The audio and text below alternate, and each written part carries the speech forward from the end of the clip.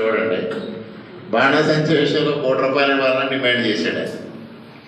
చేసేసి ఒకరోజు చివరిలో మృతులు ఎవరైతే ఉన్నారో ఆ మృతురాలి శవాన్ని తీసుకెళ్ళి బాణాసంచ యజమాని ఇంటి దగ్గర కూర్చోబెట్టి నిలబెట్టి అక్కడ పెట్టి ధర్నా చేయాలని ప్లాన్ చేసింది. మరి బాణాసంచ యజమాని కూడా చనిపోయారు. వాళ్ళ ఇంటి దగ్గర పెట్టడం ఎంతవరకు సమంజసం అనే ఆలోచన ఆయన చేయలే. అప్పుడు ప్రభుత్వం నష్టపరిహారం ఇవ్వాలని ఒక ఫిగర్కి వచ్చింది. దాన్ని ఏ అకౌంట్ నుంచి ఇవ్వాలనే దానిపైన కొంత సందిగ్ధత ఏర్పడింది. అక్కడ జరిగిందంతా ఏదైతే నిర్దిష్టమైన ప్రమాణాలు ఉన్నాయో ప్రమాణాలకు అనుగుణంగా అక్కడ జరుగుతుంది కాబట్టి దాన్ని బాణాసంచ యజమాని కానీ తయారీ కేంద్రానికి కానీ ఆపాదించలేరు.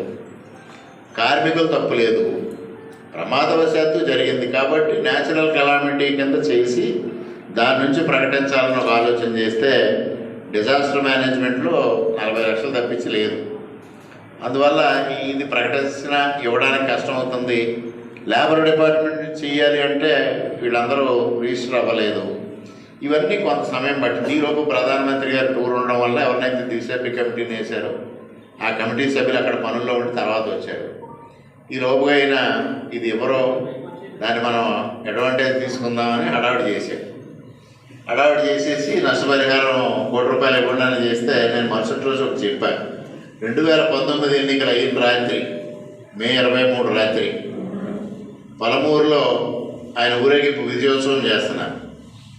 ఆ విజయోత్సవంలో బాణాసంచ కాల్చుతూ మన ఎంపీటీసీ గారు ఇంటి మీద దాడి చేయడానికి ప్రయత్నం చేశారు. వాళ్ళందరూ తిప్పి కొడితే దాన్ని విరమించుకున్నారు. పక్క వీధిలోకి వెళ్ళి చేస్తుంటే ఈ క్రాకర్ ఒకటి వచ్చి ఏదైతే ఆ టాటా ఏస్లో బాణాసంచ పెట్టి తీసుకెళ్తున్నారో ఆ టాటా ఏస్లో పడింది. ఆ టాటా ఏస్ ఫ్రేమ్లో 6 కూర్చొని ఉన్నారు.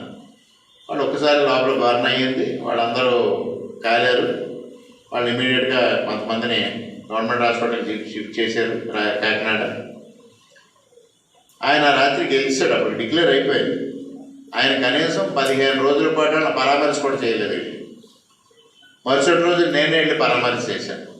నేను మన కార్యకర్తల్ని మరుసటి రోజు ఉదయం అడిగి ఎలా వెళ్తావా అని. వాళ్ళు ఒకసారి నివ్వెరపోయారు. ఇదేంటంటే మనం ఓడిపోయి మనం ఇవాళ ఏంటి అని.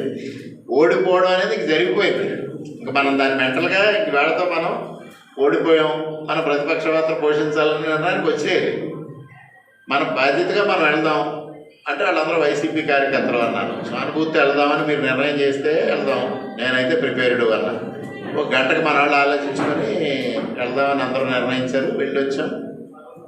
వాళ్ళు నష్టపరిహారం ఇస్తామని వాళ్ళకి ఎప్పుడు అలవాటు ఉన్నట్టుగా విరాళాలు సేకరించారు. చివరికి ఏ కుటుంబానికి ఎంత అందింది ఎవరికే తెలియదు. అది నేను డిమాండ్ చేశాను. మీరు 2019లో బాధితులకు ఎంత నష్టపరిహారం ఇచ్చారో అంతకన్నా ఎక్కువ ఇస్తాం మేము, ఆ రోజు వివరాలు వెల్లడించండి అని. ఆ రోజు నుంచి ఈ రోజు వరకు ఆ సబ్జెక్ట్ మీద మాట్లాడితే ఒట్టు, ఇంకా మళ్ళీ మాట్లాడటం ప్రతిదీ అంతే.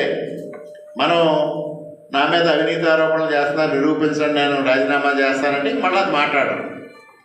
అలాగే ఆయన వదిలేస్తూ ఉంటాడు. జగన్మోహన్ రెడ్డి గారు అంతే.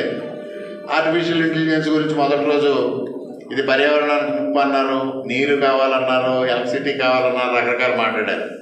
మొన్న మాట్లాడుతూ ఇది చాలా గొప్ప విషయం అంటాడు. ఆయనకు ఒక స్టాండ్ అది. జిఎస్టీ మీదేమో ఆయన మేము సమర్థిస్తున్నాం అంటాడు, ఇక్కడ లోకల్ నాయకులేమో మేము వ్యతిరేకిస్తున్నాం అంటారు. వాళ్ళకి దేని మీద ఒక క్లారిటీ లేదు. ఈ కన్ఫ్యూజన్లోనే మనం వాళ్ళని క్యాచ్ చేయాలి. ఇందాక సత్యబాబు గారు అన్నట్టు కొంతమంది ఉంటారు, కొంతమంది మనం ఎంత సహాయం చేసినా వాళ్ళు పామును పాలు పోసి పెంచినట్టుగా మనం కాటేస్తారు. అది గుర్తించాల్సింది మీరే. మీ గ్రామంలో మీరు గుర్తించగలుగుతారు, నేను గుర్తించలేను. మీరు గుర్తించి ఎటువంటి పక్షపాతం లేకుండా పార్టీకి ఉపయోగపడే వ్యక్తుల్ని మనం చేర్చుకోవాలి. పార్టీకి నష్టం చేస్తారనుకునేవాడు దూరం పెట్టాలి. ఇందులో మళ్ళీ ఇతను మనకు బంధువు లేకపోతే స్నేహితుడు వీటికి అందాక పనిచేద్దామనే ఆలోచన గ్రామాల్లో ఎవరు రాబోదు. అలాంటి సందర్భంలో నేను కొంత మీ మీద కోపడడం కూడా జరుగుతుంది. కొంతమంది తీసుకొస్తున్నారు. మనం 5 సంవత్సరాలు బాధపడేటప్పుడు ఏమన్నారు, అసలు వైసీపీ కార్యకర్తకు మనం పని చేయకూడదు, వీళ్ళని తీసుకురాకూడదు, అలా తీసుకురాకూడదు అని చెప్పిన మనోళ్ళే. మళ్ళీ వాళ్ళు మనోళ్ళే వైలేట్ చేస్తున్నారు. వైలేట్ చేసి అక్కడికి మన దగ్గరికి రాగానే మనం కరిగిపోతాం, ఐస్ కరిగినట్టుగా. వైసీపీ వాళ్ళకి ఆ భావం ఉండదు. ఇప్పుడు కరిగిపోయి మనం తీసుకొచ్చేస్తామని పని చేద్దామని. వాడు సత్యబాబు గారు చెప్పినట్టుగా వాడు మళ్ళీ మనకు ద్రోహమే చేస్తాడు. అందువల్ల ఇవాళ మీరు చూడండి, మనం సుపరిపాలన తొలడుగానే కార్యక్రమం చేశాం. వైసీపీ కూడా దానికి ప్యారలల్గా ఒక కార్యక్రమం ఇచ్చింది. ఫెయిల్ అయింది కూటమి ప్రభుత్వం సంవత్సరంలోనండి. మాజీ ఎమ్మెల్యే గారు ఒక గ్రామం కూడా తిరగల ఆ కార్యక్రమం గురించి. గ్రామాల్లో నాయకులు ఎవరో తిరగల. ఆయనేమో మన కార్యక్రమాల గురించి ప్రెస్ స్టేట్మెంట్లు ఇస్తూ ఉంటాడు. అంటే కార్యకర్తల సహకారం వాళ్ళు లేదు. వాళ్ళ గ్రామంలోకి వెళ్ళి సంతకాలు పెట్టమని 10 మంది సంతకాలు పెట్టించేసి 1 కోటి సంతకాలు పెట్టామని రాష్ట్ర వ్యాప్తంగా ఇచ్చేస్తారు. జగన్మోహన్ రెడ్డి కూడా అరాజకం సృష్టించేయాలి రాష్ట్రంలో, మరలా అందరినీ భయపెట్టేయాలి, అధికారులను భయపెట్టేయాలి, కూటమి కార్యకర్తలను భయపెట్టేయాలి కార్యక్రమం మొదలుపెట్టాడు. సత్తెనపల్లి, బంగారుపల్లి ఇలాంటి కార్యక్రమాలు వైలెంట్గా చేశారు. ఉన్నది 10 మంది, 100 మంది ఉన్నట్టుగా చూపించడం, ఎవరినో కొట్టపోవడం, లేకపోతే చంపపోవడం, లేకపోతే వార్నింగ్లు ఇవ్వడం చేశారు. తర్వాత ఒక్కసారిగా మౌనం వహించారు.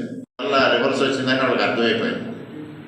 ఇటువంటి పరిస్థితులు ఉన్నప్పుడు మనం దాన్ని సక్రమంగా యూటిలైజ్ చేసుకోవాలి. ఇవాళ వైసీపీ కార్యకర్తలు ఉన్న అసంతృప్తిని మనం అనుకూలంగా మలుచుకొని మనం కార్యక్రమాలు నిర్వహించుకుంటూ ముందుకెళ్ళాలి.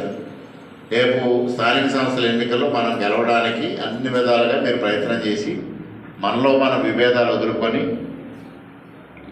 ఇటు వ్యక్తిగతంగా పార్టీల్లో ఉండకూడదు, కూటమిలో ఉండకూడదు.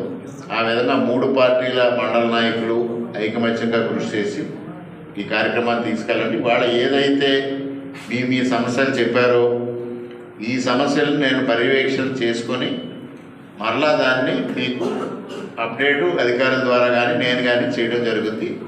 మీరు కూడా ఇవాళ చెప్పిన సమస్యల్ని ఒక 4 రోజుల తర్వాత, వారం రోజుల తర్వాత నాకు ఒక రిమైండర్ ఇస్తే అవి ఎంతవరకు వచ్చినాయి కూడా నేను అప్డేట్ చేస్తాను మీకు. ఇవన్నీ మనకు వచ్చినవన్నీ చాలా చిన్న సమస్యలే.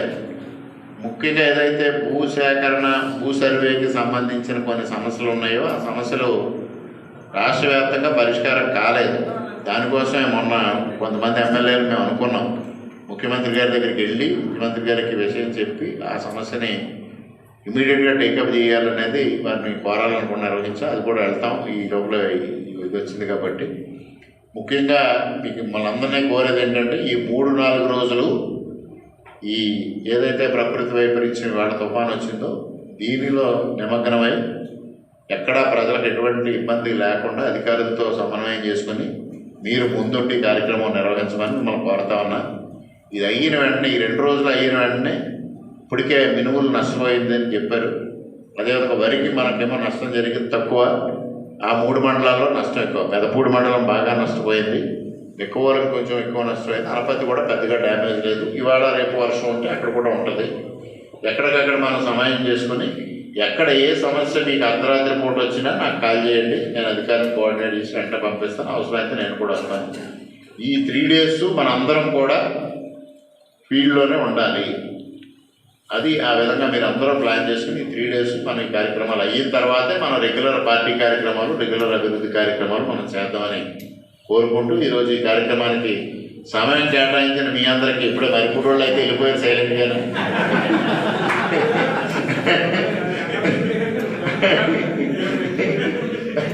కృతజ్ఞతలు చెప్పాల్సిన అవసరం ఏర్పడింది. అందుకోసం అందరికీ పేరున హృదయపూర్వకంగా కృతజ్ఞతలు తెలియజేసుకుంటూ సెలవు తీసుకుంటున్నా. Thank you.